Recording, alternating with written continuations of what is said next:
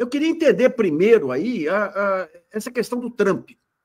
O que está por trás disso? É negócio? É uma tentativa ideológica aí de impor o poder americano por outras vias, aí, via de Big Tech, via de novas moedas? Como é que você está vendo? Bom, primeiro, querer entender o Trump é um grande desafio, né? Eu acho que, né, é tipo assim, chegar perto lá da esfinge e perguntar qual é a origem. Mas, enfim, é difícil entender, porque não é inclusive, coerente, né?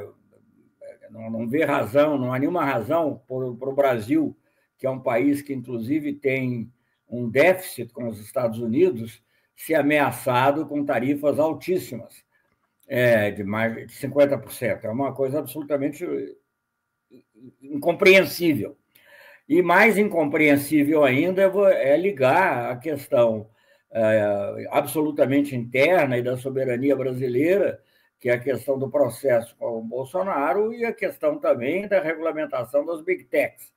Então, eu acho que é o uso, claramente, da pressão comercial como uma arma política, né? E se você somar... Vamos ficar só no Trump, mas se depois quiser somar isso ao secretário-geral da OTAN, isso ainda fica mais evidente, né? Mas, de qualquer maneira, é algo totalmente incompreensível.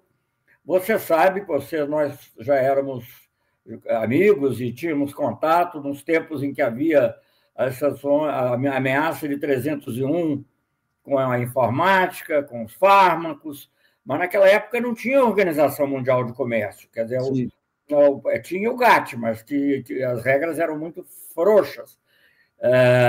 E você sabe que isso aí é uma pressão totalmente incompatível, sobretudo com o Brasil de hoje, porque naquela época o Brasil dependia quase exclusivamente dos Estados Unidos, talvez um pouco da comunidade europeia.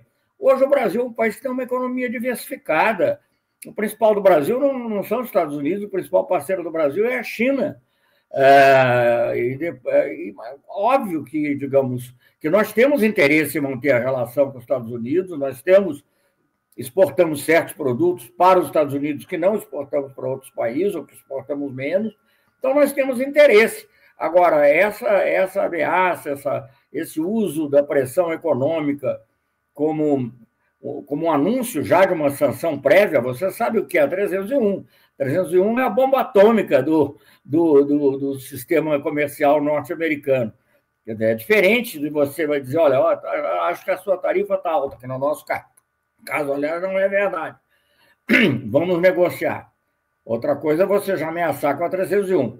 Claro que aqui as empresas brasileiras, os vários setores, defendem a negociação e nós também defendemos. O presidente Lula defende a negociação.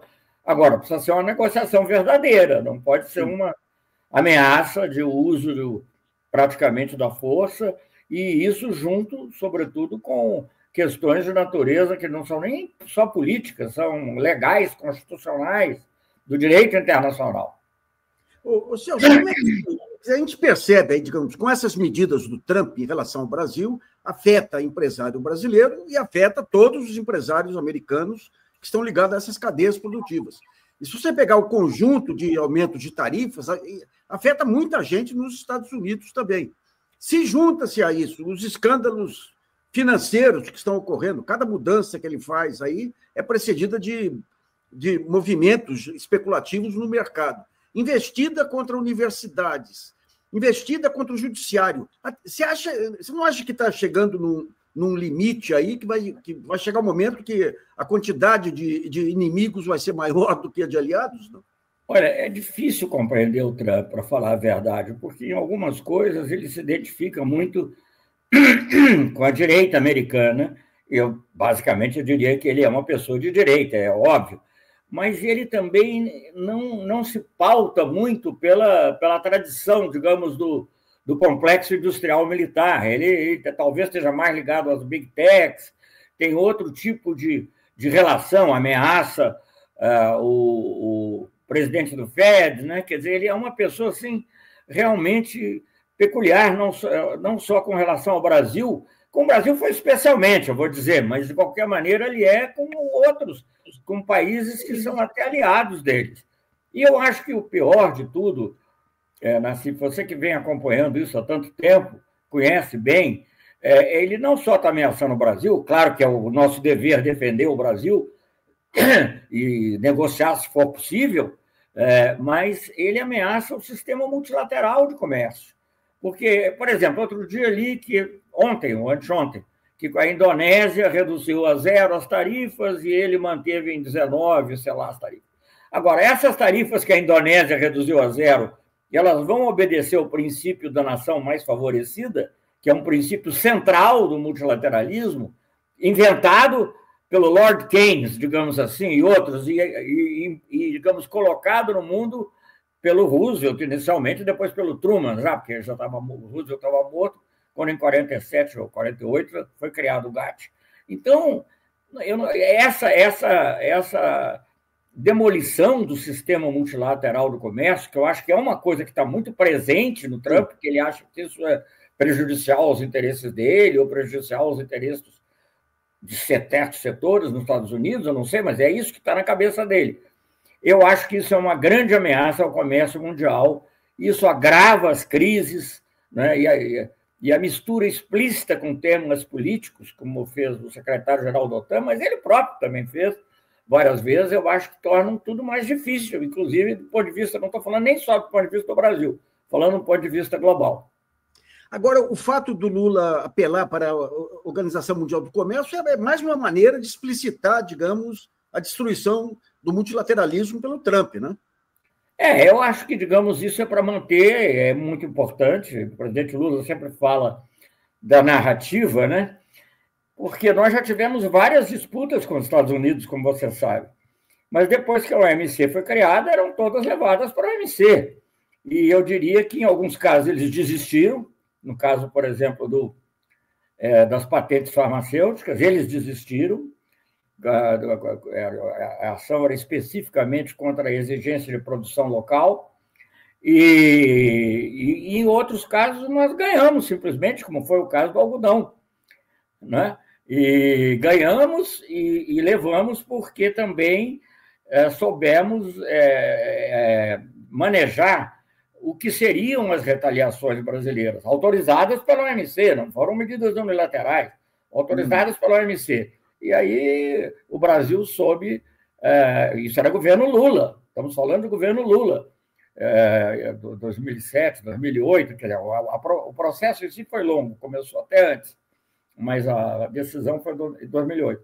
O Brasil soube utilizar os pontos sensíveis norte-americanos, que eram basicamente propriedade intelectual, seja patentes farmacêuticas, seja audiovisual. Agora, eu não sei, eu não estou participando diretamente das negociações, isso é uma coisa que está sendo conduzida pelo vice-presidente, pelo Ministério das Relações Exteriores, e eles estão conversando com os empresários. A gente também não pode desconhecer esse fato. Agora, o temor maior que eu tenho, voltando ao que você perguntou, não é nem só por hoje ou amanhã, que é claro que tem que ser defendido e pensado, mas é um desmonte do sistema multilateral, que já está ocorrendo na área, há muito tempo na área política, que agora está agravado na área comercial, e que em qualquer momento desse vai ser agravado. Você fala, eu não falo diretamente, mas eu ouço comentários de pessoas que falam que o Banco Mundial, e eles têm medo de tomar decisões, porque eles têm medo de perder o emprego.